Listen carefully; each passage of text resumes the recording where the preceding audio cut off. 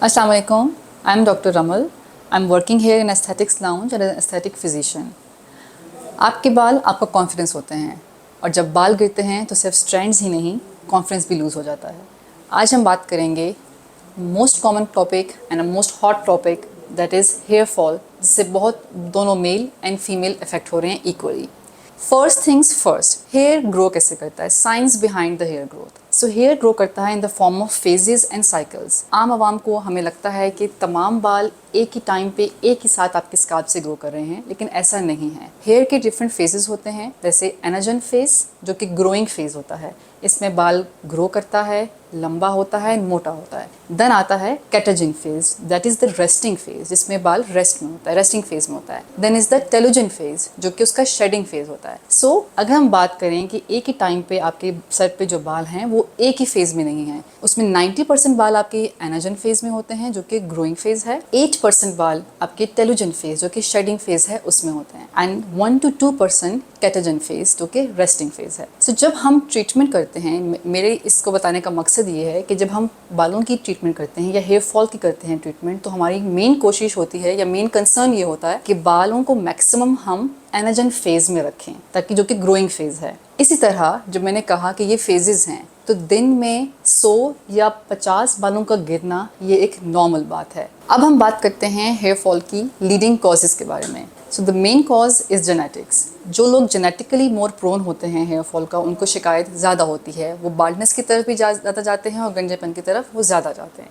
Then आती है कि कोई भी इम्बैलेंस इन द बॉडी वो लीड करती है हेयर फॉल को। तो हमें ये समझना चाहिए कि hair fall is not the cause of, is not the disease, it is the symptom of certain underlying imbalance और any deficiency in the body. उसमें सबसे पहले इज़ द न्यूट्रिशनल डेफिशिएंसी। अगर आपको आयरन की कमी है, विटामिन B12, विटामिन D या जिंक की कमी है, तो आपको हेयर फॉल की ज़्यादा शिकायत होगी। तो जब भी हमारे पास क्लाइंट आता है तो हमारी कोशिश होती है कि पहले हम एवेल्युएट कर लें कि कहीं ब्लड में इन मादनियात की कमी तो नहीं। अगर वो है तो इनिशियली उसको पहले ट्रीट किया जाए। इसके बाद आता है हार्मोनल इम्बैलेंस। हार्मोनल इम्बैलेंस में PCOS and thyroid disorders are the main cause of hair fall. Then stress factors. अब स्ट्रेस चाहे फिजिकल है या इमोशनल है। फिजिकल स्ट्रेस में आपने कोई क्रैश डाइट किया है, आपने सारी डाइट से अपनी सारी कार्ब्स हटा दिए हैं, एंड उसके अलावा जो है आपका वेट लॉस बहुत सडन हो गया है, that can lead to hair fall.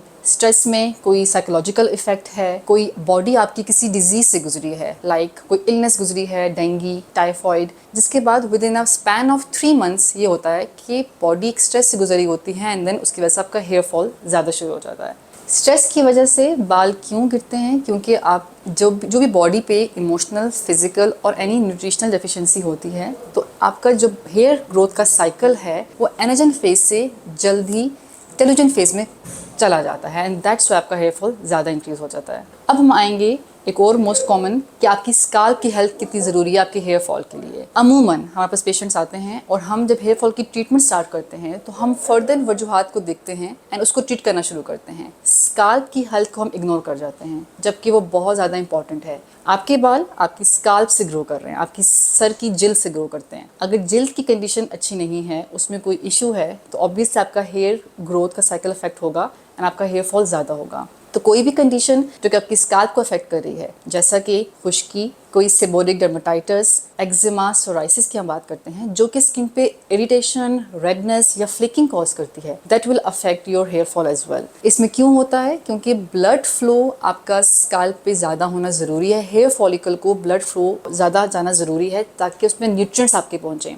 वो किसी भी वजह से अगर अफेक्ट हो रहे हैं आपके हेयर ब्लड सप्लाई, तो क्या होगा कि हेयर फॉल का चांसेस ज़्यादा होंगे, बिकॉज आपका फॉलिकल स्ट्रॉन्ग नहीं होगा। तो आपका hair flow to the scalp या हेयर फॉलिकल किन चीज़ों से अफेक्ट हो सकता है? अगर बहुत ज़्यादा आप ज़ोर से बालों को सख्त बांध रहे हैं, टाइट बांध रहे हैं, उससे अफेक्ट होगा।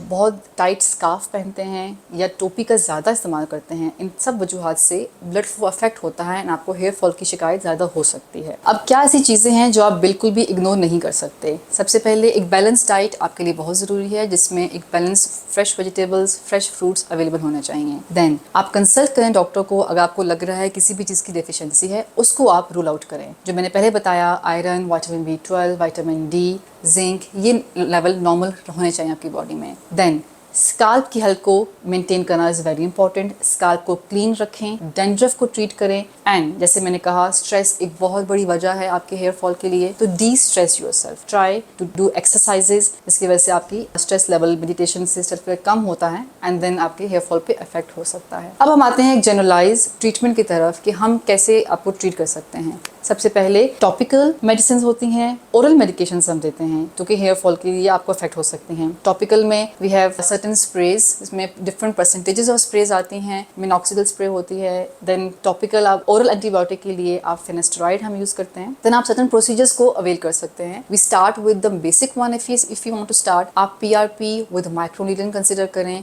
उसमें आपका अपना ही प्लाज्मा हम इंजेक्ट करते हैं, उसमें ग्रोथ फैक्टर्स होते हैं, देन वो जाके आपके हेयर फॉलिकल को स्ट्रॉन्ग करते हैं। विद दैट आप RF माइक्रोनीडलिंग को भी कंसिडर कर सकते हैं। They give the message to the scalp कि आपकी हेयर ग्रोथ ज़्यादा हो। Now there are other treatments which are doing wonders nowadays. इसमें एक्सोसोम्स एंड स्टेम सेल्स हैं, they are doing wonders. These are the exosomes जो कि आपके basic stem cells से ही बन रहे होते हैं। सर्टेन वेसिकल्स होते हैं जो कि इंफॉर्मेशन देते हैं, कि कम्युनिकेट करते हैं कि नाउ हेयर आपको ग्रोथ की ज़रूरत है। So exosomes are the best thing, they are doing wonders और इसके बहुत ज़्यादा अच्छे रिजल्ट्स हैं। ग्रोथ फैक्टर्स होते हैं, ये स्टिमुलेट करता है एंड फर्दर आपका हेयर फॉलिकल स्ट्रॉन्ग होता है, आपके बाल स्ट्रॉन्ग होते हैं। And then at the last stage, अगर आपका हेयर फॉल बहुत ज़्यादा है, गंजेपन की तरफ जा रहे हैं और बाल रीग्रो नहीं हो रहे इन सारे प्रोसेसेस के बाद भी, देन आप हेयर ट्रांसप्लांट को कंसिडर कर सकते हैं। मैं उम्मीद करती हूँ कि आपको इस वीडियो से बहुत ज़्यादा फ़ायदा मिला होगा, बहुत सी चीज़ें आपकी क्लियर हुई होंगे और आपके काफ़ी इश्यूज इससे रिजॉल्व हुए होंगे।